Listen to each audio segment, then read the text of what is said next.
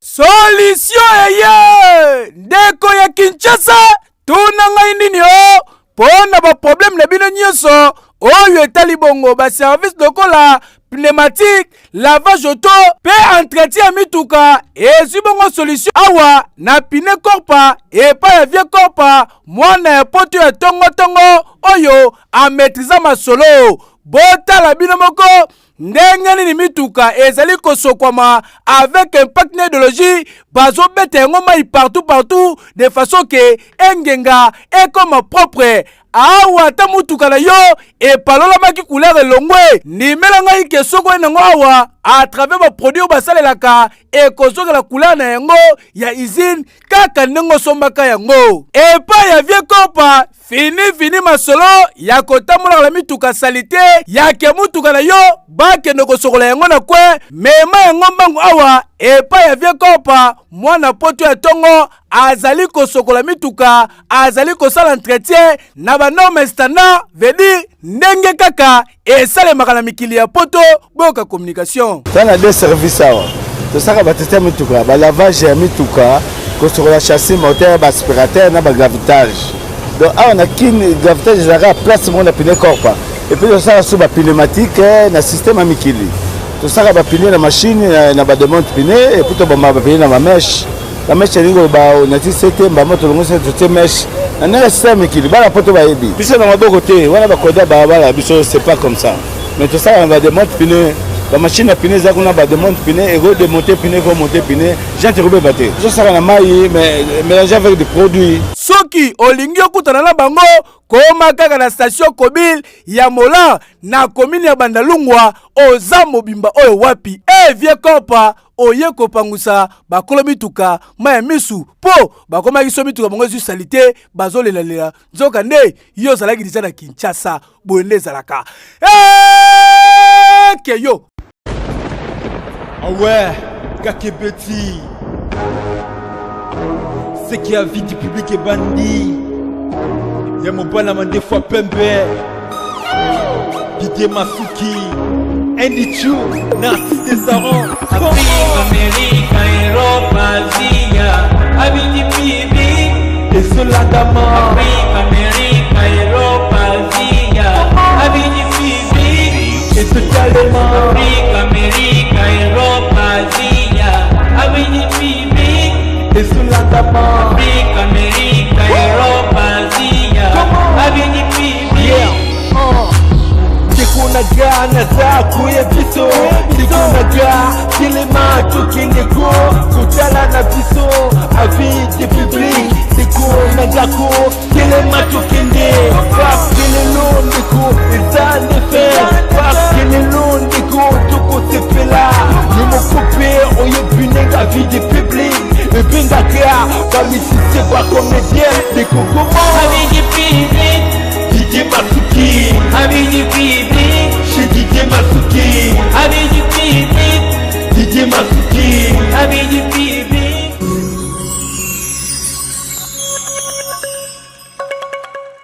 Allez, mesdames et messieurs, bonjour, bienvenue. Hein. Nous sommes à Vie du Peuple, la chaîne des références. Nous sommes là parce que, comme nous l'avons annoncé, qu'il y a un événement, il y a commémoration. Il y a président Fall Bob Mundabi. Et que ça, bien entendu, des jours, alors, la couverture médiatique, il y a avis du public. Bienvenue, mesdames et messieurs. Merci Nabino Banso. Vous allez de partout. Vous allez aux États-Unis, vous allez à Paris, vous allez en France, vous allez en Suisse. Didier Masuki, les coachs. En tout cas, on appelle ces bâtiments surtout Mbo Théâtre. Donc, Bengabiso, on a numéro, on est surtout affiché na bas écran pour la couverture médiatique, pour la animation, makamone surtout avis du public pour nous servir bino. Alors, Lélo, na compte il y a commémoration, il y a 16e anniversaire, il y a président Fall Bob Mundabi, avis du public. Nous avons été invités par les amis de AFBM, amis de Fall Bob Mundabi, une ASBL qui continue à œuvrer dans le sens de pérenniser, n'est-ce pas, les noms de Fall Bob Mundabi. Et donc dans cette optique, les totali qu'on s'est retrouvé bien entendu dans le cimetière on a tout à l'heure ambiance ezali ko régner bande ko ba ki ko tia ba fleur bato basali bato ki ko yemba et donc ezali ko leka vraiment na ambiance moko oyo ko ki ko imaginer. Alors bien entendu toko to ba via moko pe ba susu bande ko ba bengisi biso awa na niveau ya cimetière ya Gombe pour na compte ya commémoration ya président na bango o azali lokola idéal ya ASBL ami de Fall Bob Mundabi. Alors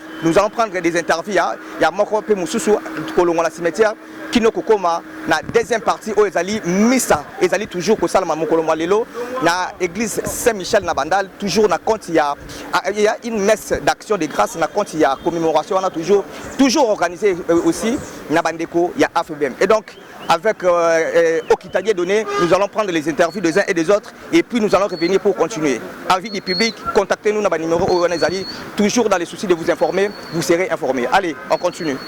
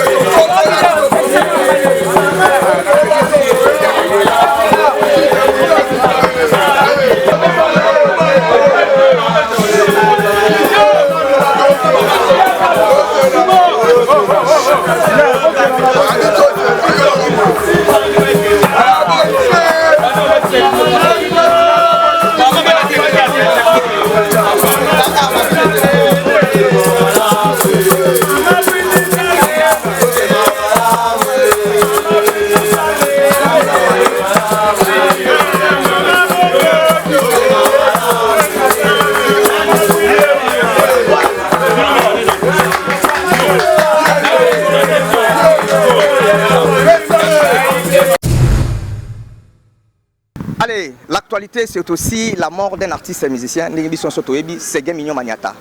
Qui ça Ningani, Mokili Ningani, Congo en deuil, Wenge également en deuil. Nous allons en parler du fait qu'ils allaient actualité, ils allaient courir le lot.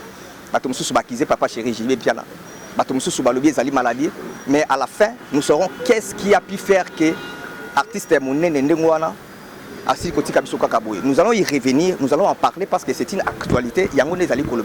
Alors, comme je vous avais promis, toujours une interview. Le vice-président, il y a ASBL AFBM, comme on a coupé ça tout à l'heure, et puis tu as une impression par rapport à l'activité, il y a l'importance de et Salama Kindengini, Tokosuka Nangondengini. Président, bonjour. Bonjour, monsieur le journaliste. Est-ce que Koukiko s'est présenté dans la bande surtout Bazali Kolandon, avis du public, effectivement, aux Alines Nan? Ouais, bonjour, nos téléspectateurs Nyonso. Comme on a Boyi Wakamunga, Patrick. Voilà, pour nous le militaire. Boyi Wakamunga, tout le monde est open à écharpe, aux Alines Nan exactement, Nakati ya AFBM.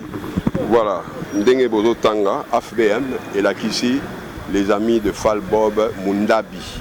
Donc, toute l'association Monko Boye qui porte le nom de Mundabi au Azaraki, ancien directeur général, il y a Intercontinental, le Komaki Grand Hôtel. Donc, Yango Bisoto Zali. Importance nango ezali penza nini parce que tout le monde bonda ebeti bato batali kubina makambo salami kili importance ya activité mokola lelo ezali penza nini. Voilà, ce qui toye lelo awa, toye d'abord na tombe ya feu président Nabiso Mundabi parce que eza commémoration, il y a 16e anniversaire, il y a décès, il y a Liwanaye depuis Akoufaki. C'était exactement le 24 décembre et les lots sont calculés et ça lit 16 ans. Donc il y a un que non, tu es à la cimetière, tu bongisa, tu as moi maille, tu as moi peinture, moi couleur et dans la propre et puis tu déposer moi gerbe, il y a fleurs. Donc c'est pour ça.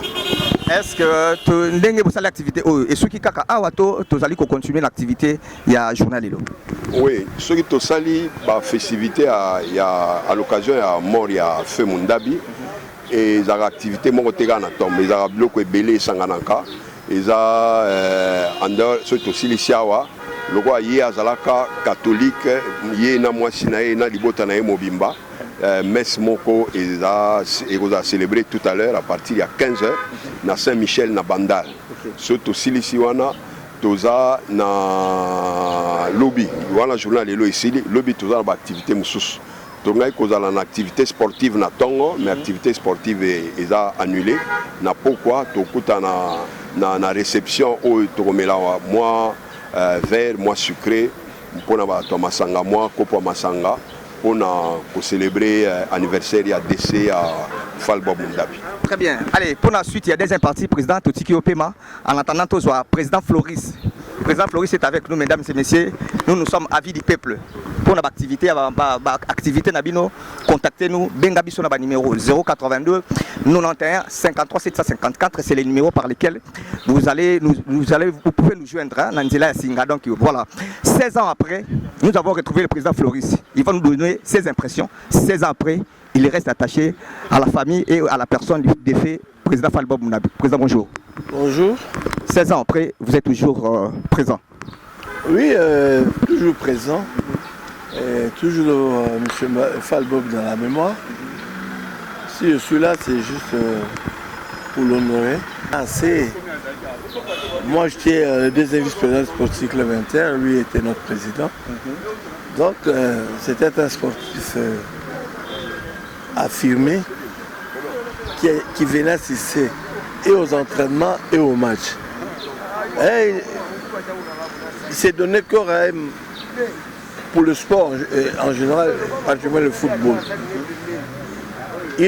Donc, il ne désignait pas pour ce qui est de faire quelque chose pour notre équipe Sporting Club Inter. Il ne désignait pas. Donc, on a perdu un grand homme sur tout le plan. Très bien. On va vous laisser la dernière question, président, pour vous reposer. Est-ce que vous avez un mot particulier à l'endroit de cette ASBL qui a organisé cette activité, ami de Falbob Mundabi? Un mot. Une bonne initiative que je salue d'ailleurs. Lorsque je suis en France, je suis toujours en contact avec Wadol. Nous parlons, nous discutons. L'autre fois, alors, si vous avez commémoré le 15e anniversaire, moi je suis toujours en France. Ce qui est avis du public. Dans tout ce que nous faisons, nous devons avoir l'idée à avis et à moko et à sous. Avis du public, c'est-à-dire dans ma surtout totali ko sala. Donc avis du public ezali wana Didier Massikou depuis la Suisse, les coachs avec toutes les naba staff surtout tout à l'heure wana. Alors nous continuons avec les interviews.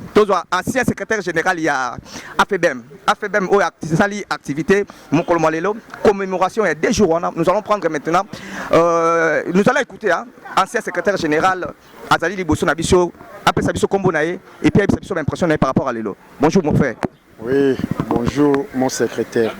Okoki opé Sabiso Kombo nayo bandeko pe bazali kotala obaye ozali nani osalera nini awa tokomi ndenge nini. Bon, moi c'est Moïse Kabé. Je suis ancien secrétaire de la FEBEM. Je suis ancien secrétaire à la FEBEM. Toza awa pona pour célébrer l'anniversaire à président de la Bisso d'or défait président Munda Bifal Bob. Donc les jours où tu es en tombe. Donc la célébration ça se fait chaque fin de l'année de décembre. Donc mois de décembre tout ça la célébration. Donc aujourd'hui je propose que comme on tombe, tu es dans la tombe du président, tu visiter en haut, total aïe, peut-être à Zala mon père voyait sa vision. Par rapport à la journée de demain aussi est prévue, il y a une grande donc on bien en haut fête à mon été mais célébration il y a bien Zalaga. Après tombe la célébration. Donc tout en Arabie sur anciens joueurs, la connaissance, la famille, tout ça. Tout la manifestation tout ça là. Donc c'était Eza et à lobby. Donc pour ça, merci. Que vous étiez tombé le président la Bichot. Je crois que merci. Après ça, tout ça la messe à 15h aussi. On va faire une messe pour lui. Et la journée de demain est prévue uniquement pour nous. Moi, célébration le soir. Dîner mon le soir. Pour nous célébrer une fois de plus notre défunt président Munda Bifal Bob le papa. Merci beaucoup. Est-ce que ce qu'il faut la particularité par rapport à l'activité depuis Bandako Salema? Na journal la particularité à l'élo et que vous avez la penzanine. Donc particularité à l'élo et que vous avez parmi nous sur Sali, mais il y a les événements donc les événements importants pour la Bichot.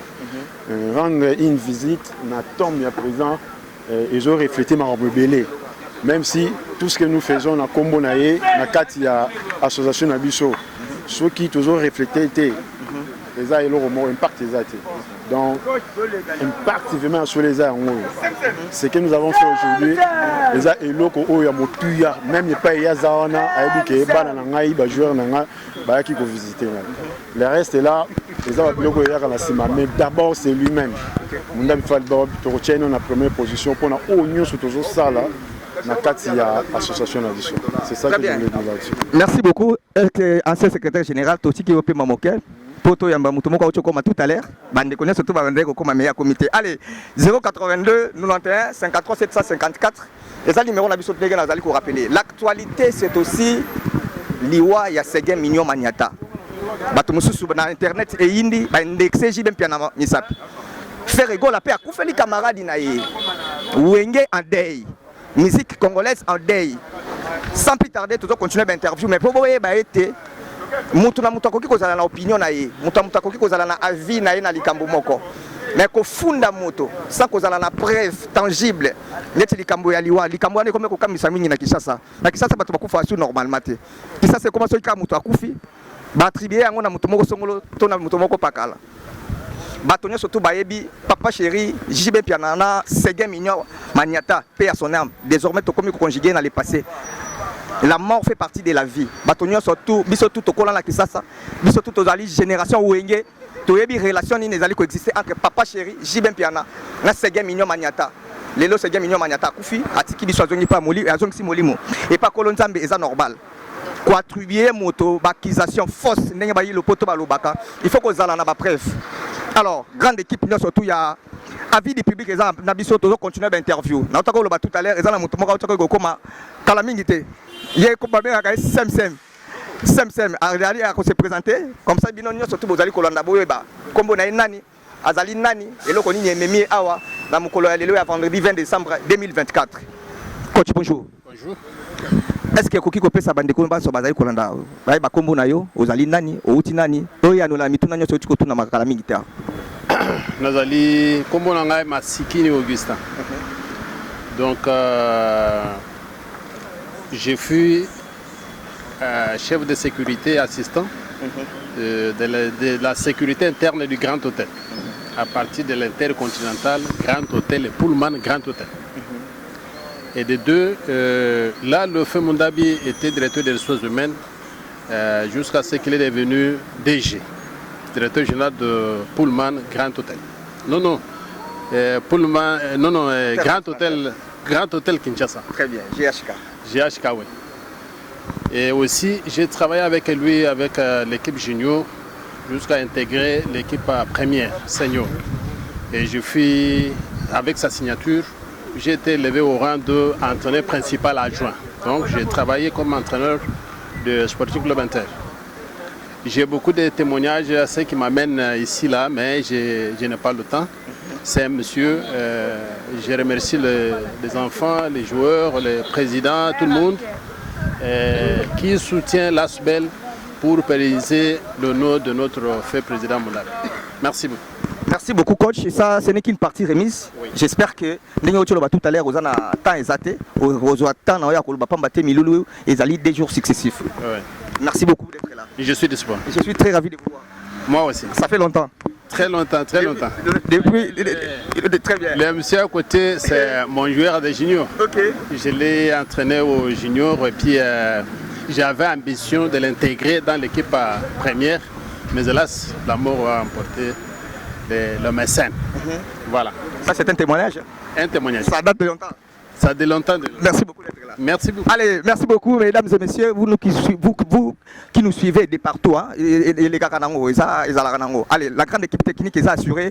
Na Dieudonné Okita, Zalina Bisso, totalement accompagné notre rédactrice en chef, Nadia Akandou, c'est-à-dire la grande équipe, il y a avis du public et Zalina Bissoa. Totalement qu'on continue toujours dans l'interview. Na rappeler contexte nini memi avis du public à la commune ya Gombe. Ndenge bozali komona tombe na simanangai. Nous sommes venus ici, nous sommes appelés à couvrir cet événement médiatiquement parce que ASBEL ami de Fall Bob Mundabi ba invita Kibiso sala lokola bango na 082 91 53 754 partout ici quand sokoyi kozala benga biso na ba numéro wana pour que to couvrir événement na topé sa lumière na makambo parce que avis du public c'est la lumière, avis du public 16 ans de bougies. C'est une chaîne de référence. Allez, on continue toujours avec les interviews. Cette fois-ci, on va prendre les doyens. Lui, c'est les doyens. Les doyens, certainement, il aura quelque chose à dire par rapport à l'activité d'Ali Koleka Mukolomalelo. Voilà, vous le suivez, donc vous le voyez très bien. Tout le monde a essayé de parler en français. Moi, je m'intéresse à parler à Kikongo. Très bien. Parce que M. Mundabi fut quelqu'un de Bandundu. Très bien. La journée à Boubou, qu'elle est à 16e anniversaire, il a fait président Mundabi. Ake Muntumo, si Kouvanda président Nabetou, président Bajouer, en même temps DG Nabetou, comme Pubet Vanda Bantakisalu. Que papa Mosime Sala Mingi Sam Nabetou, Yoyi Nabete Kouissa, na place à Bozika Yandi. Samu na kufutura ya matondo ya mura bete na yandi. En tout cas, que journée mosi ya kese que papa mosime sala betu kana betu ke pidiai que grâce na yandi. Betme zwa kisalu, betme tunga banzo, samu na papa yai. Betme sala association, samu na papa ya honneur nani. Vraiment kese mingi na kumona diaka benu na kuisa kufilmer samu na honneur à papa yai. En tout cas, merci. Matondo mingi na pila beme kwisa awa. Merci. Allez, bel quoi batu nyonso ba metu bana français. Yani ke mbuta metu ba ki Congo, kanye quoi ki Congo ve, ye yurusa. Allez, nous allons prendre une petite transition seulement. Petite transition avec Dieudonné Okita et puis nous allons revenir après pour nous continuer na ba activité ya Mokolmalelo. Na zongeli lisusu actualité ezali liwa ya Seguin Mignon Maniata. La culture congolaise en deuil. Wenge ezali na mawa. frère Ego la koufeli master na ye proche, camarade na ye proche, internet ba lobi JB Piana. Est-ce que vous avez une preuve?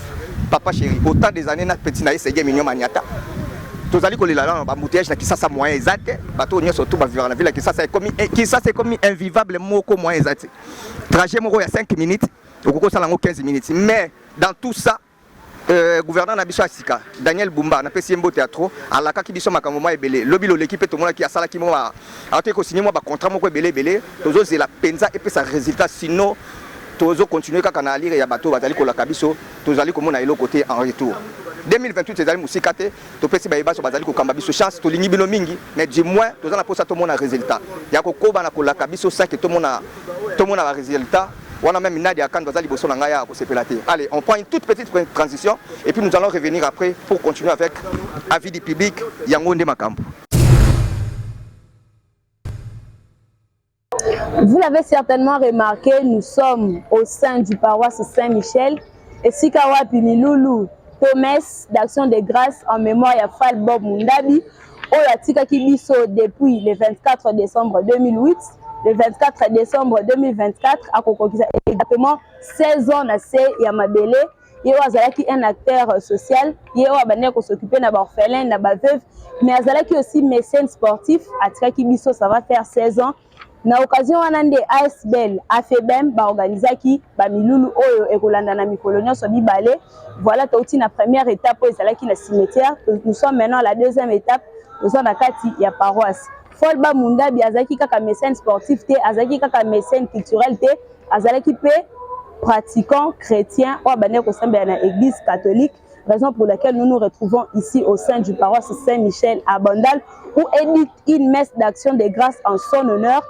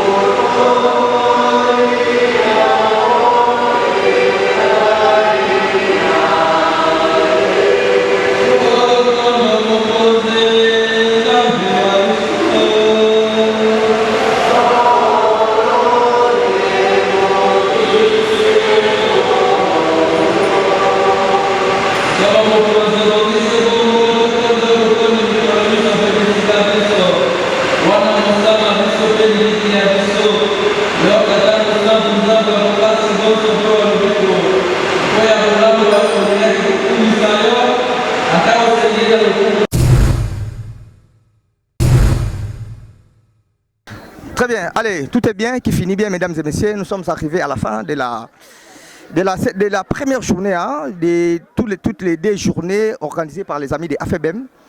Nous étions avec vous, mesdames et messieurs, qui nous suivez de partout. Nous étions au cimetière de la Gombe.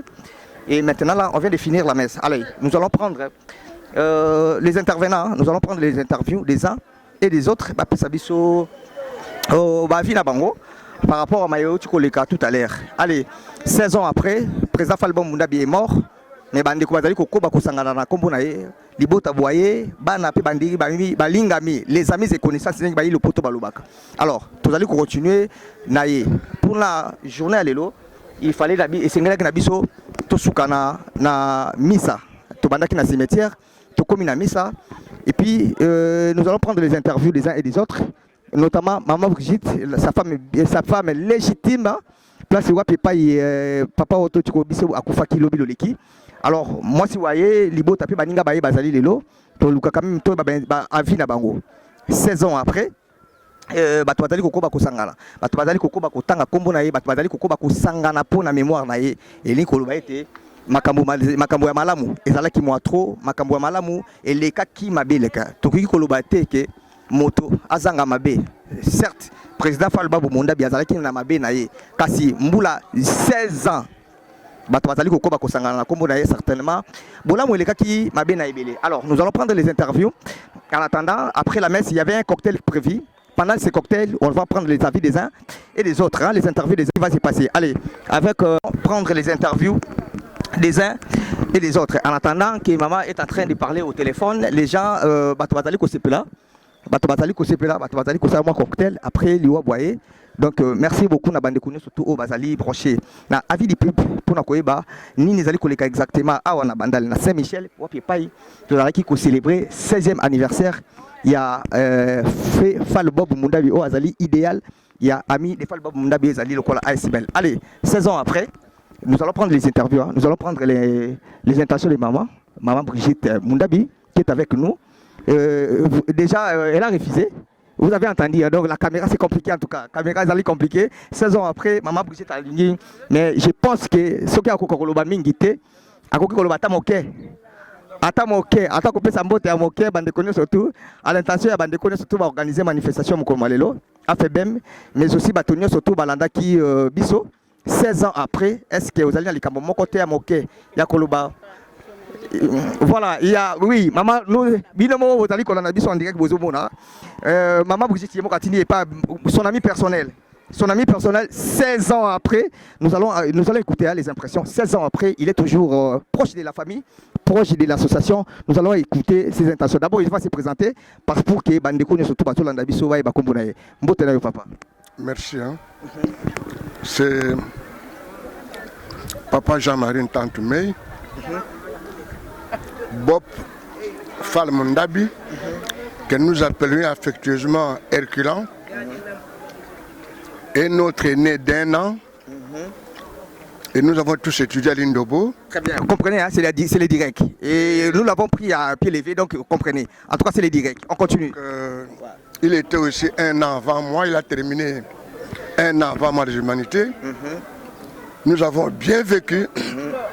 Quand il était au Grand Hôtel, c'était un frère et ami très serviable. Il a rendu beaucoup de services à beaucoup de gens.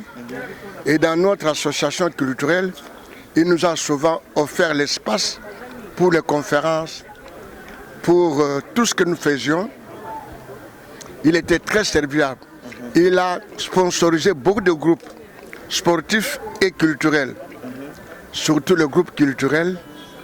Bob Mundabi était un homme affable, très très convivial. Et quand il nous a quittés, nous avions tous regretté. Une fois que l'un de nous était nommé ministre, il a organisé un grand service au collège Saint-Ophile pour recevoir notre ami qui aussi nous a quittés, Sébastien Luzanga. Donc Bob, nous te rendons hommage, te souhaitons bon repos, nous ne t'oublierons jamais. C'est ton frère et ami Jean-Marie Ntantoumey. Merci beaucoup. Merci beaucoup. Est-ce qu'il y a une particularité? Est-ce que vous avez une particularité par rapport à tout ce que vous avez vécu ensemble? En tant que des amis, vous avez grandi ensemble, vous avez eu des promotions, il a fait beaucoup de choses. Pour la 16e année de sa disparition, est-ce qu'il y a une particularité par rapport à tout ce qui s'est passé, par rapport à toutes les manifestations passées d'antan? Bob, bien serviable.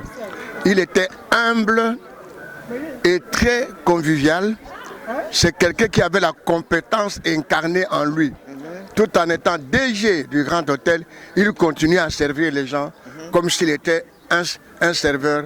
C'est quelqu'un qui est parti dans la simplicité, dans l'humilité et surtout le savoir vivre ensemble et servir les autres. Allez. Ça, sa particularité. Il était très humble. Très bien. Allez, nous allons vous laisser, on va vous laisser grignoter quelque chose. Merci. La toute dernière question en tout cas, pour vous laisser. Est-ce que vous avez un mot particulier à l'endroit de l'association qui a organisé cette manifestation d'aujourd'hui, 16 ans après? À encourager les amis des BOP qui nous ont permis de nous retrouver, qui 16 ans après pensent encore à lui, pendant que d'autres l'ont oublié.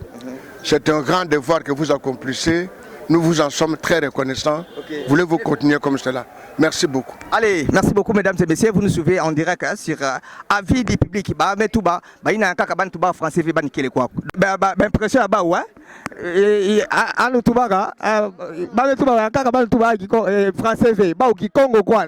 Donc ils sont restés fidèles à la vertu. Allez, on va prendre une autre personne pour les interviews. Il va se présenter, il va nous dire qui il est, pourquoi il s'est retrouvé ici 16 ans après. Les autres sont partis, lui il est là. Bonjour papa. Bonjour. Est-ce que vous pouvez vous présenter devant les amis des avis du public qui nous suivent? Oui, je suis monsieur Kizo Kinzanzala. Je fus directeur d'hébergement au Grand Hôtel. J'ai commencé très tôt à l'Intercontinental où j'avais trouvé M. Mundabi qui était déjà là comme directeur, celui qui m'a accueilli, qui m'a encadré, qui m'a formé. Et quand les Blancs sont partis, il a été nommé directeur général. C'est avec lui que nous avons travaillé de 1999 jusqu'à sa mort en 2008. Inter était parti, mais Inter n'était pas parti parce que Mundabi était l'héritier d'Intercontinental et il nous a légué cet héritage-là que nous avons pu mener à bien jusqu'à sa mort. Même après sa mort, son nom est resté et jusqu'aujourd'hui, même les clients que nous rencontrons aujourd'hui regrettent le départ prématuré de ce monsieur qui était un grand homme, un grand monsieur qui était pour nous plus un père plutôt qu'un directeur général. Voilà. Allez, 16 ans après, certains sont partis. Vous êtes toujours resté là. Est-ce que c'est parce qu'il était le DG ou vous avez une particularité, vous aviez plutôt une particularité avec lui? Je peux vous dire avec toute sincérité que la voix de M. Mundabi résonne à moi tout le temps. C'est ça. 16 ans après. 16 ans après, sa voix résonne à moi parce que nous avons passé beaucoup d'années ensemble. On commençait le travail à 8 h et on se séparait tous les jours vers 20 h. Donc nous passions plus de temps dans l'entreprise, au Grand Hôtel, plutôt que dans nos familles respectives. Et c'est quelqu'un qui était avec nous. Donc 16 ans après, même s'il y a des gens qui sont partis personnellement, je suis attaché à sa famille, je suis attaché à son nom, je suis attaché à l'entreprise et il reste pour nous un symbole inoubliable. Très bien. Un mot particulier par rapport à l'association qui a organisé cette manifestation en collaboration avec la famille? Merci beaucoup à l'association qui remémore chaque année le décès de M. Mundabi. Et chaque année, on se revoit ici ou au cimetière pour le recueillement. Et j'encourage l'association à aller de l'avant, à ne pas céder. Comme le curé l'a si bien dit, nous devons être le reflet de ce qu'il était. Merci. Allez, merci beaucoup papa, on continue. On va prendre la table des amis des AFBM. Ce sont les amis des AFBM qui ont organisé cette association. C'est en plein cocktail. Les alliés, il y a cocktail après la messe et puis on continue à prendre les avis des uns et des autres. Nous nous retrouvons ici, dans la table où il y a les présidents, il y a l'ancien secrétaire général, il y a toutes les femmes, il y a Gypsy Nzinga, il y a Yungemi mais aussi Anel Kangalula. Et avec nous, allez, on va prendre les avis des uns et des autres. Président, encore une fois de plus, nous sommes chez vous. 16 ans après, c'est les cocktails, oui. Alors comprenez, c'est le direct, mesdames et messieurs, c'est direct. Donc voilà, 16 ans après, après la messe et une autre impression en tout cas par rapport à ça. En tout cas, on a été surpris. On pensait sortir et puis nous en aller après la messe. Mais au sortir de celle-ci, voilà qu'il y avait des tables dressées. Et étant debout comme celle-ci, il y a eu des assiettes qui ont commencé à circuler. On a mangé. Et vraiment, c'est bon. L'ambiance est correcte. C'est bon. Ouais. Est-ce que Maman Galou est de même avec le président? Oui, Naza Ravina président, Nyoso Otomoni, et vraiment surprise Otomoni, vraiment merci na maman, merci na président Wadol, na vice-président Nabiso, na membre Nyoso, merci. Très bien. Allez, lui c'est les fondés de pouvoir. Fondés de pouvoir, on continue, hein. C'est l'ambiance, c'est ce qui se passe ici. C'est l'ambiance, lui c'est le fondé de pouvoir. Avant d'arriver chez lui, nous allons revenir encore sur cette table là-haut, sur cette table ici. Maman, c'est quoi il y a un tuba français vert. Anike zabisa munu betu comme nani samna ni na ikeli kwako na kilumba bubu. Maman moto nange. Il y a un tuba français vert. Kuna quoi il y a ni français vert. Il y a ni français vert. C'est le direct en tout cas, c'est pas un problème. To voilà, comment nge zabisa munu betu samna ni ngeki kwako. Ngai mama Maman Yolande, okay. Maman présidente de Maman Fleur na Sainte Perpétie. OK. Mtoye ko pesa mokonzi merci. Na bola munaye na kimia zali ko tshana libota. Ndenga zali ko batela mama zali ko pesa kimia. Na kasi tolandi ndenge sangwa lobi. Sangwa te ya lobi bolamu ya papa eganga. Esalema eganga po azaki malamu. Okay. En tout cas yango toye ko tondo nzambe to pesa merci pour azabolingo. Motuna Souk, en tout cas pour Natika Yoko Barakolia, 16 ans après, est-ce que Zali proche à maman Brigitte, to Zali na ba souvenir moko personnel aux Zali ko garder na bo moto ya fait pour président Falbob Mundabi. En tout cas na 16 ans wana to mona ka bolamu ya papa et pas ya maman. Maman ndenga zawana en tout cas azana témoignage ya kitoko na kintuka. Soko komi mama kanga pa utalupango te. Ndenge ka papa zalaki soko kutani na ye en tout cas ko zala desite. Ndenge pe mama zali mutu nyonso akenda ke pa ya mama soka toke mama yambaka ye azonga na sengo. Merci beaucoup. Allez, bino so bolandi hein. Donc maman zali moto esengo ndenge papa azalaki komona bato nyonso tu mikolo alelo. 16 ans après, bato bazali kokoba na kotalisa bolamu boye mais aussi ya molonga ni na ye o azali conjointe survivante. Allez, on continue hein, à prendre les interviews. Maman mususu azali akoyebisa biso kombo na ye et puis pour nani azali ko se retrouver lelo. Est-ce que pour azali na entourage ya maman Brigitte to azali yepe lokola na souvenir moko personnel. Mbote na maman. Merci papa. Natondi yo botondi pa. Yebisa na bandeko na surtout ba Hollande na ville publique kombo na onani. Kombo na ngai Bakamubia Mamba Marie. OK. Maman Marie a se retrouvé le 16 ans après. Ozali na souvenir moko topé ezali pambate ozaka pene ya maman Brigitte. Souvenir za. Nalobi il y a le bakachiluba mingi. Aba na lingala osuka chiluba. Allez-y. Bon. Tijibal ko elanzambi to sakidila. OK. Bwa mujimu kumbaja bijimu 16 ans. Kabiena paton. Kabiena paton. Bantu babun kabana bakumbaja bijimu bito. Petu bego elanzambi to sakidila. Papa Mundabi muntu waji sanka. Muntu voa kidila bantu bonso. Kavu benga muntu na show moto. Meme kunzu bukwenda ye. We muye buju kwa kijila usomba bimpa kumpinje wewe pati balo kwela nzambe to asakijila ujitu kujale lwewe nzambe alama nyuma wenda yekala nijitalala. Merci beaucoup. Na minute mi balé penja o limbola na lingala mai oti koloba chiluba pona bande konyo surtout wa ibi koloba chiluba te. Aya no la biso na minute mi balé penja nini ya oti koloba pona chiluba pona lingala. Allez-y. Bon, na minute mi balé na oti koloba boye to yeko pesa nzambe merci na ndenge papa na biso akokisi 7 en tout cas nzambe azwa lukumu. Biso peto yawa papa na biso azalaki papa ya boboto papa malamu soki okomeli ye akozanga kopesa yo te akozanga kokabela yo te azali kokaba azali kosala mpe makambo ya minene mpenza ndenge sango awuti koloba yango yango wana sikoyo boye topesi Nzambe merci na oyo nyonso esalami oyo nyonso ye asalaki ekontinue mpe na bana na ye na mwasi na ye ekontinue oyo nyonso ye asalaki Nzambe azwa lokumu merci. C'était la dernière intervention. Il y a des connus surtout Bayaki, Boyoki Ndegi Mama Lobi, Bolamu Eleki Bomengo.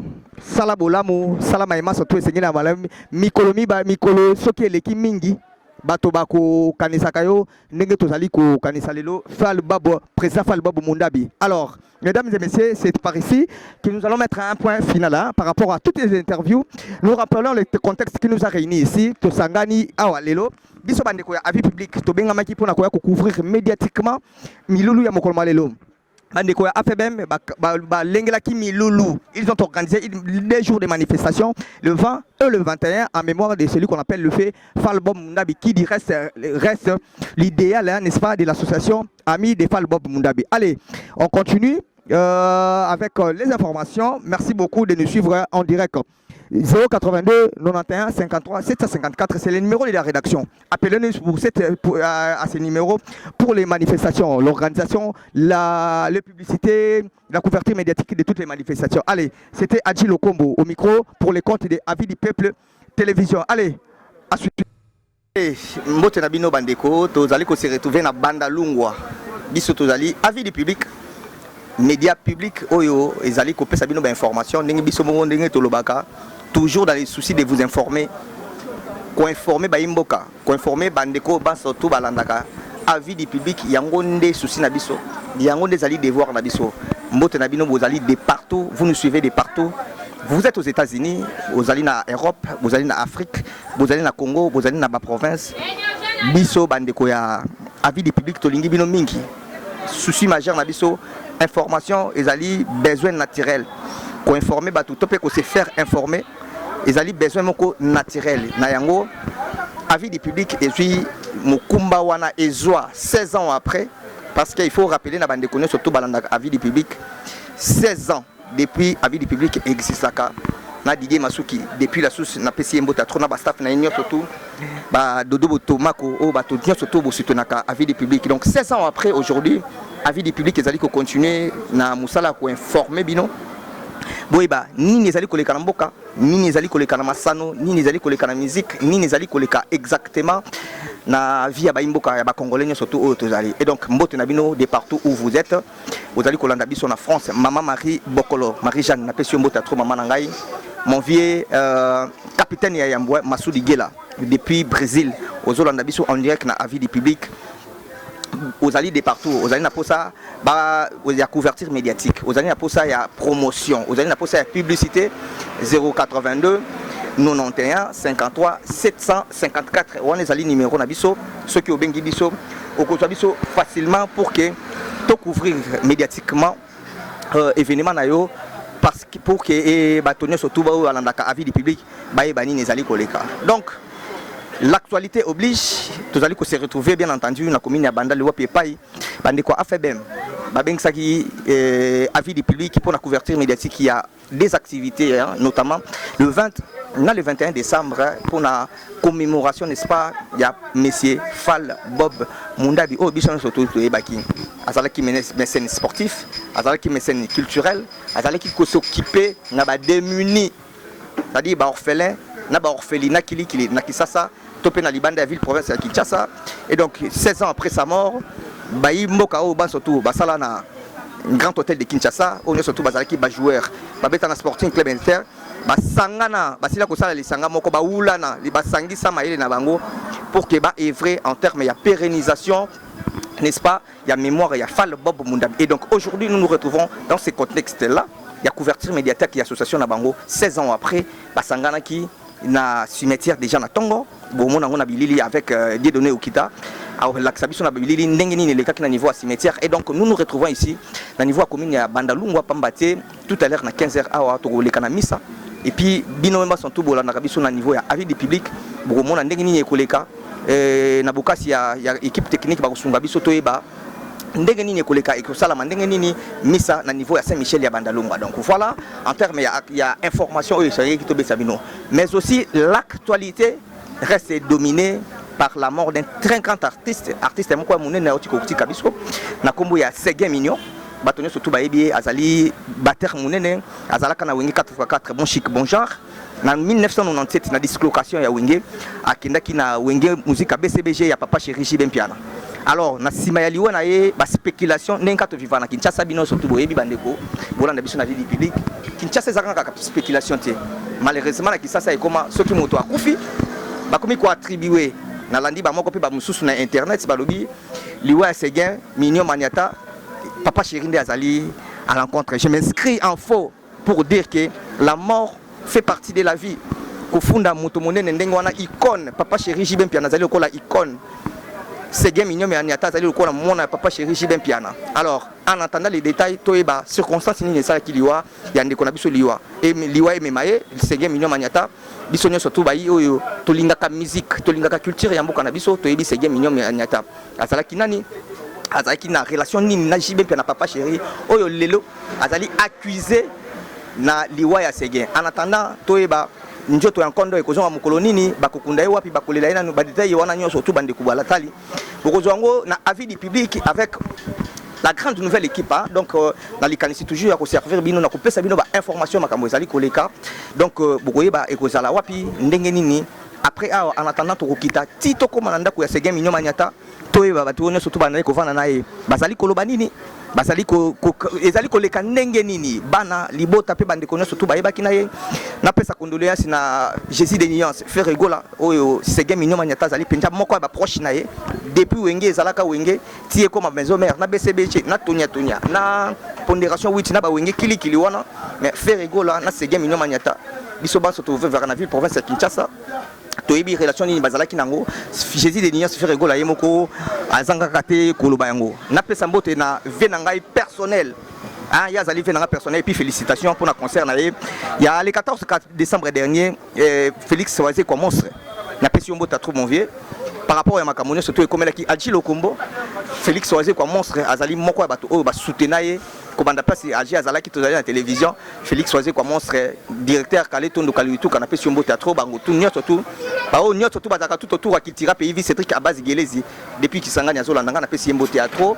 Donc Félix Soazé quoi c'est mon vieux, c'est on a une bibliothèque où on a consulter à chaque fois mot est compliqué kangai. Et donc mbote na batonyo surtout ndenge na cholo ba tout à l'heure tokozo ba détail ya liwa ya kondo ekozonga mukolo nini akokunda mawapi ekosala mandenge nini avis du public toujours na likanisi ya ko informer bino toko kitati na terrain toyeba ndenge nini makambo ezali koleka tika na pesa mbote na bande konyo surtout bazolanda biso depuis Suisse ye moko le gourou Didier Masuki fait ngai na pesa mbota trop wana zali gourou yenda zali patron ya avis du public depuis place aux ali merci beaucoup na yo na pesa mboko également na Dodo Tomako batonye surtout bazana mon conduit depuis Suisse Rémi Kilo la bande connaît surtout assistant grand juif noir donc na pesa batonye surtout mbote au fur et à mesure tozali ko continuer batonye surtout à soutenir ka avis du public boko ka bakombo na bango boko mona bango pe na bilili na bokasi ya yemoko die donné au kitao azali na sima caméra mais aussi la grande équipe eux ils allaient composer na Nadia Akandu na Adji le combo batonye surtout bazana sima. Donc je reviens pour dire que nous nous retrouvons bien entendu à niveau de la commune de Bandalungwa pour nous couvrir l'événement à AFBM. Ceux qui ont tali na l'équipe cimetière, ceux qui ont moni n'engeni batu bazali cause la misa oyo il faut payer sa matière. Il faut payer sa biso matière pas mbaté parce que batu banso oyo ba yena matanga et parce que Mundabi azalaki directeur général. Est-ce que pour azalaki mécène? Est-ce que to pour azalaki azalaki ko s'occuper na orphelin? Liwa ya ndeko oyo il faut interpeller biso 16 ans après tout le monde a bato bakufa tout le monde a président ba équipe bakufa mais lelo 16 ans après ba joueur ba salle ya grand hôtel bato kili ba invité bato minene bon monde a bilili a dit de nous kita ba yé ko représenter beaucoup landa bango na interview ça veut dire que bolamu kakande pour la kate sala bolamu 16 ans après au komona bato bakolanda et donc on continue ya ko ba image biso avis du public musala na biso ils allaient informer bino ko pesa bino basango makamuni zo les canaville province à Kinshasa mais aussi un peu partout dans le monde place sur communauté congolaise au balandaka avis du public bozali na poto ozali na États-Unis ozali na Europe ozali na Afrique ozali un peu partout éparpillé dans 5 continents ya mokili komela biso na 082 91 53 754 wana les numéros na biso beaucoup ko biso facilement pour que to couvrir. Vous en posé la publicité, vous en posé la couverture médiatique. Il y a anniversaire, il y a contactez sur le numéro, on ça tout à l'heure 082 91 53 754. On a les numéros beaucoup de la facilité pour que Makamounio surtout on a besoin et les canaux avis du public les alliés chaîne moko chaîne publique les alliés et salimi pour nabino bo pesa basango bo transmettre information bo yebisa bato bazala kiti. Donc nouvelle formule avis du public to zongi. Il faut tenir compte, il y a public. Avis à mon copé Moussoussou. Nous sommes dans un pays démocratique et donc chacun a son avis. Public qui peut avoir un avis. Et donc, ce que nous avons avis à public. Par rapport à Makambo, il y a changement de la constitution. Public a lobby. Parce que public a des alliés population. Ce qui n'a pas zonga la notion, qu'on a joué lobby loïki. Batangi Sangai lobby état juridique ezalaka misato ezalaka population ezala frontière et puis ezali na impérium. Plus un quatrième élément, ils allaient reconnaissance internationale, ils allaient état juridique yangwana. Ce qui biso baimboka, tous mon andenge mboka ezali ko kende, tous mon andenge makambo ezali ko se dégrader, tous allez couper sa avis na biso te lokola public, tous allez complice ya souffrance na biso moko. Na yango et sengi na biso to pesa ba avis na biso na avis du public na 082 91 53 754. Par rapport à Makamounio, surtout les alliés Kolekanamboka, ils ont la culture, ils ont la santé, ils ont la nini, ils ont les Congolais, aux alliés publics, à la vie publique, au lobby nini par rapport à Makambo, les alliés Koleka. Il y a 082 91 53 754, c'est les numéros par lesquels vous pouvez nous joindre facilement sur WhatsApp, mais aussi les appels normaux aux alliés Libanda Mboka, aux alliés Nakati Mboka, aux alliés na province, Bengabiso na même numéro au Gozabiso. Alors nous allons prendre une toute petite transition, Tozonga et pas dit donner au Kita pour que après ça biso mo le romoro a diminué en termes de publicité en transition, le temps pour nous. To sangsamo makambo mike et puis tozonga après tika na pesa mbote na bande konyo surtout ba Hollande biso vient nga Santos de jour Raf Botela Washington grand pays bi nga izalaka avis du public toujours dans les soucis de vous informer. Allez, nous allons prendre cette transition et puis nous allons revenir tout de suite après pour continuer avec les plateaux spéciaux qu'on ezali pour na makambo ya bande koya afebem ba célébrer 16e anniversaire. Il y a président Bango Trikokti Kabiso Lobby Loliki, Maïtozali comme on a l'élo, il faut interpeller Bisso. On prend ça et puis on revient tout de suite après pour continuer les plateaux spéciaux à FEBEM sous couverture médiatique, n'est-ce pas, à avis du public. On revient tout de suite. Allez, merci beaucoup, on a bien donné au Kita, on a la caméra, notre technicien maison. Merci pour toutes ces images. Nabino Banso, vous allez poser la publicité, vous allez poser la promotion, vous allez poser la couverture médiatique. Contactez Bisso na numéro, on a tout à l'heure 082 91 53 754 082 51 43 569 et ça ba numéro ce que vous lingi ba publicité les cas makamunyo sur tout autour de ba tout à l'heure voilà couverture médiatique publicité makamunyo sur tout wana bobenga na ba numéro tout tout à l'heure comme ça avis du public toujours dans les candidates pour informer bino toujours dans les candidates pour faire propulser ba masse bozanango lokola produit lokola produit lokola élément à vendre. Vous contactez sur le numéro, en tout cas, vous ne serez jamais déçus. Bien entendu, mesdames et messieurs, nous avons tout à l'heure. Vous allez dans un plateau spécial là, on a Kitambo, vous allez in situ, un plateau de circonstances, vous se retrouvez dans la commune de Bandalungwa, vous allez couvrir médiatiquement événement à Bandekwa, AFEBEM, ou Babenga qui a vu du public bien entendu pour la couverture médiatique. Donc, dans le plateau médiatique, on a de tout tout à l'heure, tu reçois l'interview à Bamoko.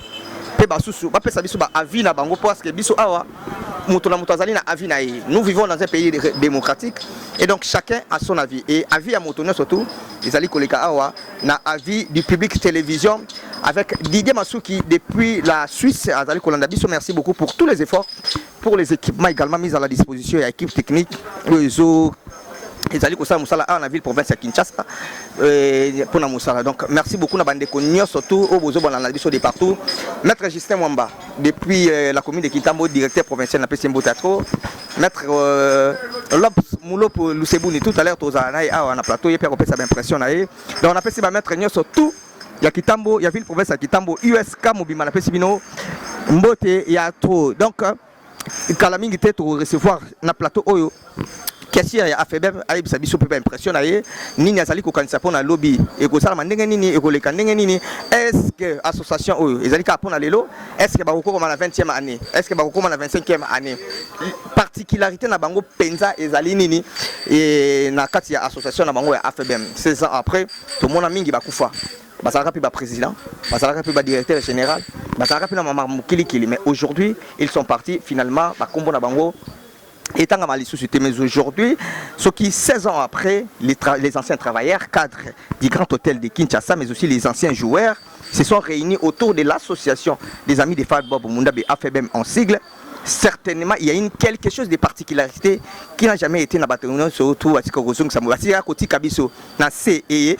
Donc voilà, donc Nzambe a battu la biso, Tokokoba, na maso tozali kosala, ko informer bino, ko eba ndenge nini makamunyo surtout ezali koleka. Donc tout à l'heure, pour recevoir ancien capitaine, il y a Sporting Club Inter, ou azali chargé il y a social. Na niveau ya AFBM après ça biso bébé impression na ye to yamape caissière na bango basto solo là tout na moi mituna par rapport à makambo il y a des activités où ils allaient koleka lelo le 20 décembre 2024 mais aussi demain où ils allaient dernier jour n'est-ce pas il y a activité na bango bande quoi AFBM bazali co-organisé mais aussi l'actualité reste la mort de notre frère de notre grand artiste. Parce que Bissot Ozali, génération Wenge, nous connaissons l'importance de celui qui vient de partir, de celui qui vient de nous laisser pour un repos éternel et à vie. Et là, Ozali, comme ça, la passe mingi, na kisasa makambo ebongwana. Na kisasa et comment ceux qui moto akufi. Il faut pas le moto moko ko attribuer nini pas maté makambo e koma ebele bozu ya bato koma makambo ya kisi beaucoup fi ya bato et comment attribuer na ba moko pi ba susu les loto tobungsa moko ba ya ba artiste ya monene. Il y a Wenge BCBG à Papa Chéri JB Piana. Je me mets à place à JB Piana Papa Chéri. Oyo Séguin à Komaki. Lokola revolver. Lokola Nadia à Kandu. C'est-à-dire partout comme on a Papa Chéri JB Piana. Au moins on a Séguin Mignon Maniata. Curieusement lelo bazali ko funda Papa Chéri na belo binga bazali ko benga ngo belo bi ya kisasa. Na kisasa tokola na bei. Moto akoki ko confirmer likambo oyo a monité yepe ayoki na koyoka. Il peut confirmer en gros. Condoléances na Jésus de Nia se fait rigoler. Ouais, tu comprends ça. Moi quoi, bah master à les proches qui ça ningani internet et ningani et c'est game mignon maniata tikibiso. Nous allons revenir avec force et détails, la plusieurs détails. Nous allons descendre na ndaku ya c'est game mignon maniata, na libote ya c'est game mignon maniata toeba. Et yo les kanenge nini, ezo sala manenge nini, bazo suka wapi na situation mais aussi nous allons faire un effort. Tout le monde a Papa Chéri JB Piana, to ka personne de cloche naie. Qui ça ezali kofunda ye moki les ali kofunda ye pour une raison nini certainement toyebi que na qui ça ezalaka artiste ba star reconnu n'est-ce pas ba memangambo soki o vana kana kisasa soki ozali congolais et au comme le rôle exempté na liwa okufela mama te okufela papa te okufela mwana te camarade et moi si to penini parce que yonde bomie ba question nyo surtout wana ba détail wana nous allons descendre sur terrain toko koma ti et Papa Chéri toko koma ti na BCBG to ba ezol le kandenge nini ba yambi likambo oyo ndenge nini e ko sala mandenge nini e ko le kandenge nini en collaboration bien entendu avec bandeko ya famille avis du public et ko kita sur terrain na likanisi toujours ko informer bino ba bolinga ko landa biso en direct. Ça c'est la nouvelle génération. Il y a bandeko avis du public 16 ans après. Nous avons cette obligation, n'est-ce pas, de descendre sur terrain. Donc voilà, c'était ça l'actualité qui domine actuellement dans la ville province de Kinshasa. Il y a des alliés Minoko, Banamike, Bakolo, Pebampaka, Séguin Mignon Atikibiso, ils allaient passer. Mais c'est ça la vie, la mort également fait partie de la vie. Alors, mesdames et messieurs, nous allons commencer à recevoir sur ce plateau, comme nous l'avons dit, nous l'appelons in situ. In situ, ce sont des plateaux de circonstances autosali. La commune de Bandalungwa, Pene Pene, l'église Saint-Michel, en attendant Missa. Il y a commémoration, action de grâce pour Falbob Mundabi, Azalaki, ancien directeur général, il y a Grand Hôtel et puis président titeur, n'est-ce pas? Il y a Sporting Club Inter. Tout ça, plateau spécial, toujours dans les cantions. On n'a pas battu, ASBL, AFBM, pour la couverture médiatique. Alors, sur ce plateau de télévision, mesdames et messieurs, nous allons recevoir l'air caissière, Totunaemi Tuna, Tosololanae, après ça, nous sommes impressionnés par rapport à Makamouna, surtout les kaki. Toujours en transition, en attendant, des données au Kita. Ah bon, ça va nous surtout photo interview, et puis nous allons revenir pour tout les bandini, tout ça là. Allez, à tout de suite. Bien, allez, merci beaucoup na Dieudonné Okita, merci beaucoup pour la image, merci beaucoup tout à l'heure. 082 91 53 754, c'est le numéro par lequel vous pouvez nous joindre. La rédaction, il y a avis du public, vous allez l'information, vous allez les Camerounais surtout, vous allez les Camerounais Songolo, manifestation, couverture médiatique, il y a mariage, il y a anniversaire. 082 91 50 082 91 53 754 aux en Europe, aux en Afrique, aux alina Kisasa, aux alina province. Benga biso ba numéro wana avis du public, les soucis de vous informer. Partout où il y a l'information, benga biso na numéro wana to koma. Alors tout à l'heure on est dans nous nous retrouvons dans un plateau de circonstances in situ. Ndenge ba benga ngona terme technique, Nadia akando contredire ngaité. Et donc nous nous retrouvons sur ces plateaux, comme nous l'avons dit, nous allons recevoir les cadres. Alors pour cette fois-ci, tu vas recevoir Maman Caissière. Aïe, ça me impression d'abord après ça combo nae, na bande ko surtout baolanda baye baye, azali nani et puis asala kanini na kati ya AFBM, oyo ya bengi avis du public lelo pour la couverture médiatique, il y a activité na bango. Mbote mama. Mbote. Est-ce que koko pesa bande ko surtout baolanda biso na avis du public, o pesa bango combo na yo, oyo pesa bango ozali nani na kati ya avis ya AFBM. Combo nanga Célestine Mukasa Kilongo. Naza caissière na AFDM. C'est ça. Très bien. Comprenez, hein, c'est le direct. Nous sommes à la télé, donc c'est comprenable. À lobby comme on a est-ce que tu as relation nini azalaka nango na président Falbob Mundadi pour que 16 ans après Elongi s'est figuré dans cette association, mais aussi na haute responsabilité azali ko se retrouver dans la AFBM. Relation nanga eza biso tozala na équipe na Delvo. Tozala na équipe na biso basango na Delvo. Mukomo boy eza match à loisir tobeti na ba hôtesse ya Grand Hôtel. À le président Mundabi abi asomba équipe na biso mobimba. Nde biso sotomataka asomba biso no stoyaka wana. Biso bato banda championnat ya bana basi na Grand Hôtel. De babando somba bato susu baye. C'est ça en fait. Très bien. Il faut rappeler dans bande connaissance surtout dans la ville public, la ville province à Kinshasa, GHK ezalaki na équipe ya basi. Ndenge maman c'est là où tu le tout à l'heure. Bango batali première promotion. C'est-à-dire relation entre na président Falbob Mundadi ezalaki ya président na joueuse na ye. Et est-ce que maman c'est là ko yebisa biso poste nini na bande ko beta na Grand Hôtel? La Grande Hôtel nazaka gardienne. Des fois tu beta match, tu gagner 22-0. Donc avant il y a vous présent bon parce que qui vanda. Pour pas bien commater. Défense béton. On a gagné 22-18-0 bon. Voilà, gardien de but. Bon la taille hauteur. Donc gardien de but. Ndenge ezalaka donc Mikolo Lekebele 16 ans après on s'est retrouvé Illuminayo Zali les sous mais aussi na haute responsabilité il y a caisse. Est-ce qu'il y a association dans la vie Moulaï? Parce que nous savons tous que Mbongonde salaka makamunya soto. Est-ce qu'en termes de gestion, en termes de liquide aux alango, est-ce que AFBM qui quoi avancer et puis quoi atteindre l'objectif nango bien que idéal est tikalika ka président Falbob Mundadi. Ils a vu Moulaï. Pour ba idée zebele. Ils a vu Moulaï ba idée zebele. Voilà, comprenez mesdames et messieurs, yo eza ndenge mokonzi ya lobby. Mokonzi ya kesi ah ba benga nzungu. Eza pa na vi Moulaï. Ba entrepreneur pena. Eza pa na vi Moulaï. Ministre société pena pe ko salama. OK. Tozo pe mbongo to sunga na entre biso do ba projet zebele. Eza ka obo mona lelo te. On est là eza vi Moulaï parce que tout à chacun de nous entre nous ba salaka. Alors on sait comment avec toutes les expériences qu'on a pu auto-vivre awa, et ça peut la vie Moulaï. Très bien. Merci beaucoup. Une toute dernière question pour te comprendre que bien mon bozomona, bah il y a Star Yakala. Dans ma TV en tout cas à Linga rappelant en côté. Dernier mot, na bande ko nyonso tout baza pour ça ba adhérer ou soit ba rejoindre bateau ya AFBM. Mais bazo hésiter quand même. Momo ko kaka pour na bango. La porte est ouverte pour tout le monde. Porte ça vraiment pour les. Toi na posa biso nyonso to sangana. To sangana famille de to zalaka ko ba idée za pebele. porte pene eza polele mpona bato nyonso boya oyo bayebaka papa oyo baleka na nzela wana oyo basala porte eza polele toyamba bino nyonso. Merci beaucoup. Allez, mesdames et messieurs, c'était Madame Sélé. Namoni Papi Masuki. Albi face à l'équipe Yoyamba. Yoyamba, les autres. Solo, là.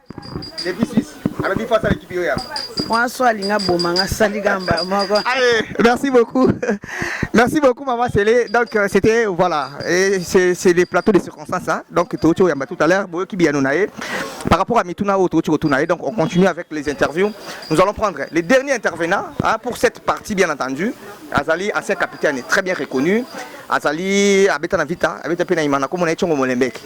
On a fait vidéo déjà, comme on a mais à Koya, et puis on va faire une interview avec lui. Et ça sera la dernière pour cette fois-ci.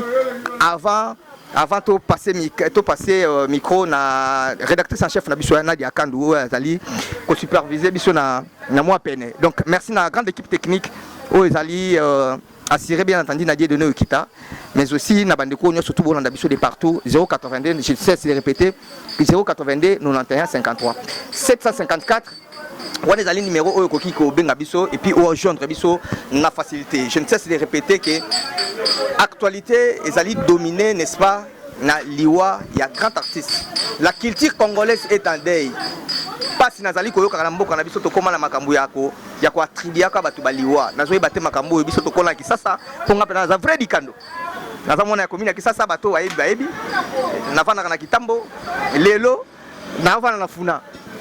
Na bumbu bana galo nyoso tuna pesi bango mbota trop fenanga Didier Masuki place ali président ya bumbu Selembao association là donc comme on a tout à l'heure calamité donc na pesi mbota trop donc ngala pena dikando ya solo dikando penja donc qui ça c'est ça le kolpang na biso et donc personne ne peut me dire le contraire par rapport à makambo tone koloba lobby kaki na kati ya ça makambo tozomona lelo lobby ezala kité moto akufa kalisu sur normalité liwa ya moto comment il faut pas attribuer on a motomoko songolo mais on remarqué bato attribuer liwa wana et bato na preuve vata mon côté bazali ko funda moto sans preuve lelo ko attribuer liwa ya ndeko c'est bien mignon maniata ou des restes mémoire biso ne toujours regretter ko attribuer liwa na papa chéri Jibem Piana c'est compliqué et ça c'est là revient à motema mabe o soko yoki moto wa le makambo soki batuni o romona ki ya lobaki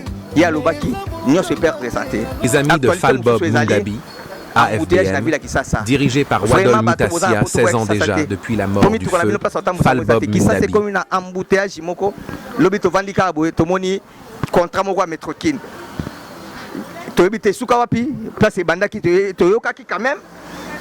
Toyokaki quand même ça pour to confirmer toyokaki quand même na matoi que metrokin egoya. Lelo, est-ce que c'est le cas? Est-ce que c'est le cas qui ça est commis invivable? Bino bandeko boza diaspora, boza en Afrique, boza un peu partout. Boza non arrêté ni ande sina pas mois de décembre qui ça boyate. Nadia Kandou asali 4 heures de temps pour l'ongaka na changu akoma awa pona koya ko sala musala oyo ba imboka nyo surtout bazo zela na niveau ya avis public, avis du public. Donc bandeko bozali ko kamba biso s'il vous plaît qui ça c'est comme du jour au lendemain. Bo sala tan fils que 2% ya maïba so bolaka kibiso ya motebo so ba pouvoir. Merci beaucoup. On continue avec les interviews. On va prendre Tchongo Molemek. Lui, c'est l'ancien capitaine. Il a joué au sein du dernier club Motema Pembe. Il a été également il était plutôt le capitaine du Sporting Club Inter. Nous allons prendre son des cloches naïe et puis nous allons revenir pour na toti que la Nadia Akandou micro par rapport à l'activité à Mokolo Malelo. Ndenge ezalaki prévu. Allez, on prend ça et puis on revient tout de suite après. Il s'appelle les Ans Grand Juif Noir depuis la Suisse. Baza est belé tellement bandekone surtout balingaka avis du public nouvelle formule avec Adji Lokombo.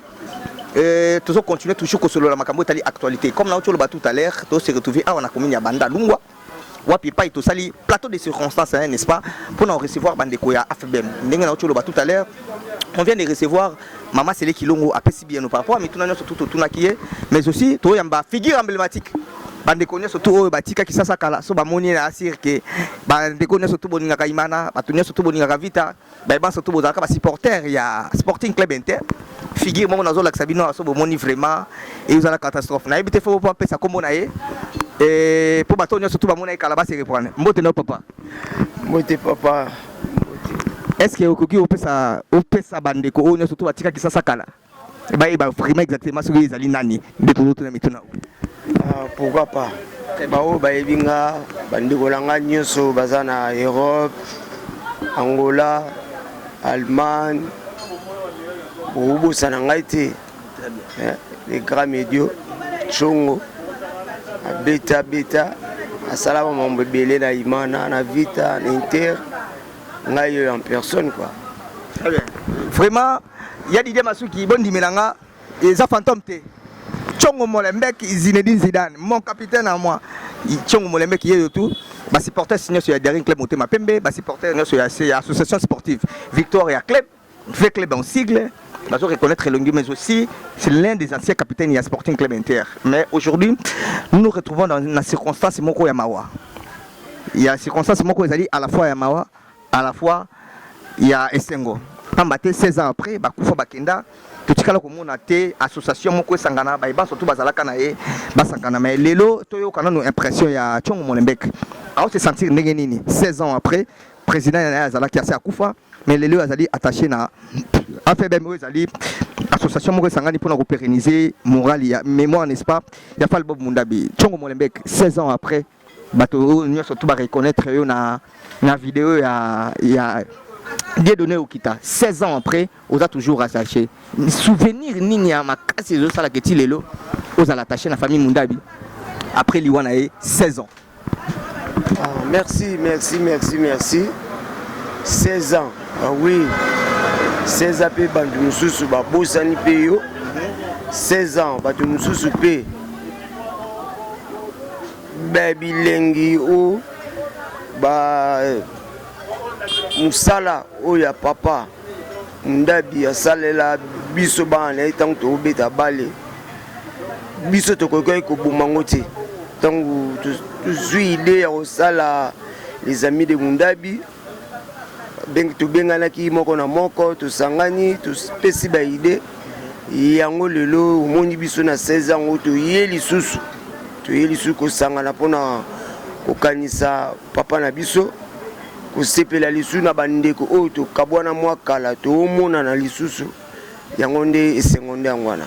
Voilà, esengonde yango wana basusu bakufa bakenda masolo na bango beta magasusu mais lelo 16 ans après bandeko nyonso tout il y a AFBM notamment capitaine Chongo Molenbeek l'un des capitaines il y a Sporting Club Inter boyoki bianona par rapport à ça même autour na moko ezali bato mosusu bazali libanda mboka bato mosusu bazali na posa ko intégrer AFBM mais bazali na hésitation okoko ebisa na bango nini pour que ba intégrer facilement AFBM par rapport à idéal topé ba objectif bana. Bon pana biso porte est ouverte hein. Pana biso porte ya okangamati o tout ça les famille il y a AFBM et famille ya anciens joueurs o ya leka na kati ya FC Inter OP travailleur asala na Mundabi asana besoin ko ya isika oyo tuza wo to ko kango to ko senga ba mibeko ti a mibeko zati aoye to peso kaka idée o biso to tambola na kati na groupe na biso oye to yebiso yo soki olingi oyoki to kene nzela moko soki olingi na ote etiki yo biso to continuer mais pona ko loba bandeko nanga nyonso o to zala na bango ya liboso les anciens oh bouina boui portes ouvertes toko ta 2025 tous a ba problème o ba rancune ezate o ezanda kuna bino tuzo sengala on senga kaka appel na bandeko nyonso o azana besoin ko zonga na kata palais na ye aye tuzana mama moko amemi biso ti lelo boya biso te ozana biso ma Brigitte azali mama sociale ye wana ndem to bana na biso na sans oublier président na biso président Bilengi bango nde basimbi biso lelo bazwa biso to kusa na pembeni ya famille Mundabi eza ba mususu ba mususu bakoki koboya mais bamoni biso ete na ndenge tozali na ndenge tozana souci ya papa na biso pe ya bor na biso tosali AFBM tosangani yango tozo kumbela masolo na biso. C'est ça. Merci beaucoup Chongo Molenbeek, tous à la fin de l'année. okoki kozala na mot de la fin et surtout na bandeko surtout bazali déjà na kati ya AFBM et puis présenter ba meilleur vena batomi balemisa to bakolanda yo na avis du public, la chaîne du public toujours dans les soucis de vous informer. Merci. Bon pour na oloba oui tokoto kota déjà aussi ça mobu pe année tokota na 2025 pour na AFBM ya oloba kaka tolingana to simbana totala bambiso toza nango ya mwana AFBM toza nango toke toujours liboso. Très bien. Allez, mesdames et messieurs, merci beaucoup. Bocho landa wana Tchongo Molembek ndenge na otoko ba tout à l'heure. Bino bato botika ki sasa kala, bino bato bozalaka ko supporter. Topi bo supporta kati lelo. Les Daring Club Motema Pembe, AS Vita Club, mais aussi les Sporting Club Inter. Boyoki biyano ya Tchongo Molembek. En tout cas, merci beaucoup. J'espère que l'activité va continuer. Lobby surtout l'activité monsieur. Ah oui, mais lobby ezapena sombele suka bisaka. Oka lobby pena le pesika na pesika bandeko na biso to pesi bango ba invitation. Boya komona famille na bino pe libota oyo bato to beta na bango to sangana biso to kozala tozaka ba reconnaissant na ma o bato tozalaka na bango malamu tobengisi ba o nyonso bakoya boza tokoyamba bino maboko ya kofungwama toza pena bino mo bomona bano oyo eloko babulaka nini mpo bakende nini mpo basala nini mpona mutualité na biso. Très bien. Allez, Wanezaki, le dernier mot, il y a Tchongo Molembek, Tobengsi Bino, Toboya. Merci beaucoup en tout cas. Merci beaucoup d'être là. Merci de la présence. Merci Nabiano Opesi par rapport à Mituna Toutouni. Merci. On a fait ça comme Mbote, on a fait Mbote na Banananga, on a fait famille AFBM, on a fait DSMP, Bandegonanga DSMP Mbote, Bandegonanga Vita Mbote, Bandegonanga Etex, Yakoda Mbote. Lobby tokutana à partir déjà 18h 19h tokutana na Falbob on a bandali na Inga toujours aux elabino maboko ofungama. Très bien. À partir de 18h30 ezaki maloba ya suka ya Tchongo Molembek capitaine ya Sporting Club Inter. Wana ezaki maloba ya suka bandeko ya Koda, bandeko ya Tex Africa, bandeko na Daring Club Motema Pembe mais aussi à ASV Club. Vous avez entendu hein, lobby 18h30 salle Falbob avenue 100 point numéro 161 na commune ya Bandalungwa na quartier Adula wapi pai Tchongo Molembek moko wabino abengisi bino pour continuer à célébrer deuxième journée deuxième activité qui prévu na bandeko AFBM sous couverture médiatique n'est-ce pas il y a avis du public. Merci beaucoup Tchongo Molembek. Merci beaucoup. Allez, on continue hein, mesdames et messieurs, merci beaucoup comme nous l'avons dit. Toujours continuer malgré la gauche toujours célébrer 16e année il y a disparition après Falbo Mundabi mais aussi toujours les lana bande connaît surtout ya Wenge bande connaît surtout balinga culture bande connaît surtout balinga rumba congolaise vous allez éparpiller na Afrique na Côte d'Ivoire na Sénégal na Mali na Nigeria boyo kaka ba tempo ya papa chéri Jibem piana eh bien moto azalaka na sima batterie wana c'est game mignon maniata depuis le biloleki a été côté kabiso na niveau ya Inde, en attendant Njoto en Kondo et en Kisasa, en attendant programme Ebima, nous allons descendre n'est-ce pas la résidence naie. Pourquoi pas mais aussi na et pas ya papa chéri JB piana. Toyoka son des cloches par rapport à Makambo et Zolekana. Par rapport à Makambo et Zali Kolobama. Na Simaliwa c'est bien mignon maniata. Biso to mesana na ngona Kisasa, to benga ngo bei, to benga ngo belobi. C'est-à-dire motazo confirmer au likambo o yepe ayoki, o yoye moko a monité. Et pourtant quoi qu'ils aient moto na likambo net ya liwa. Ya bolongo libo moina njoto ya moto ezali likambo ezali kosenga ba preuve.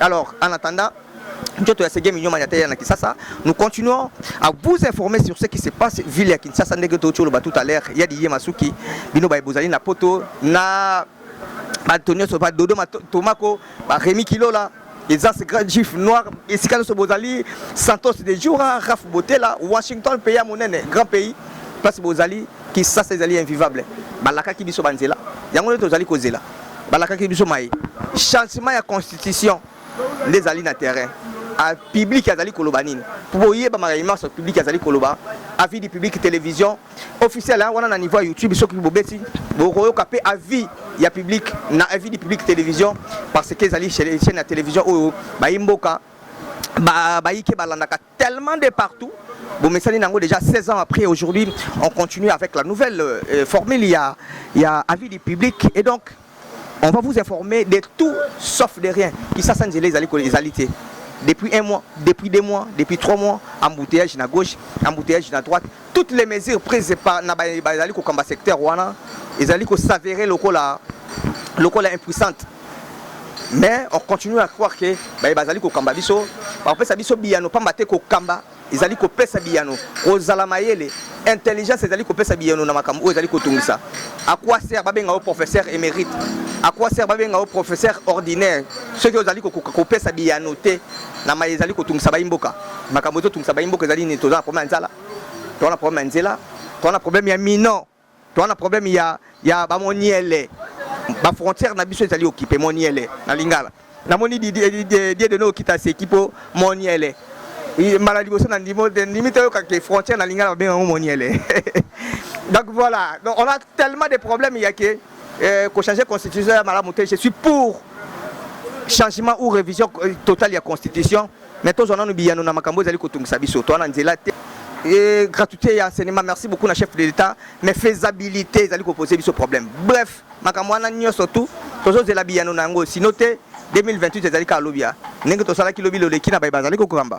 N'est-ce que tout ça le lot. Mais je ne pense pas parce que deuxième mandat, deuxième mandat, il y a président de la République et nan tout le monde a scène de l'IS, tout le monde a quitté lobby le qui.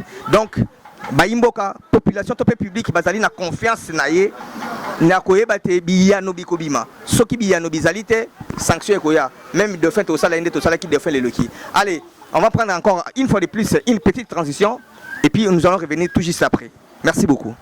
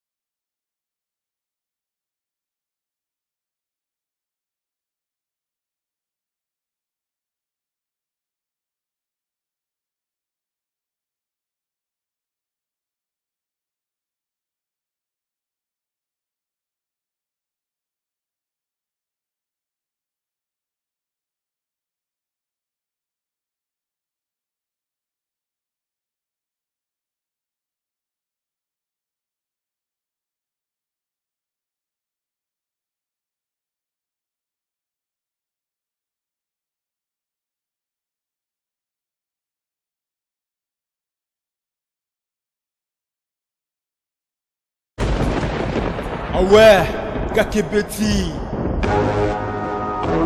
Ce qui a vie du public est bandit. Y'a mon banama des fois Pembe. Didier Masuki.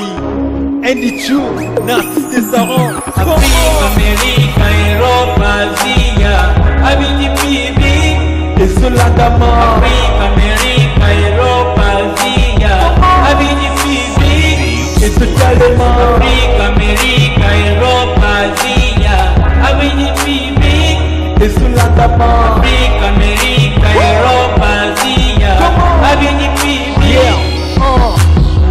Kunaga naza ya biso Kunaga kilema tukingeko Kutala na biso Avis du public Kunaga kilema tukinde Parce que les noms de coups Ils ont des faits Parce que les noms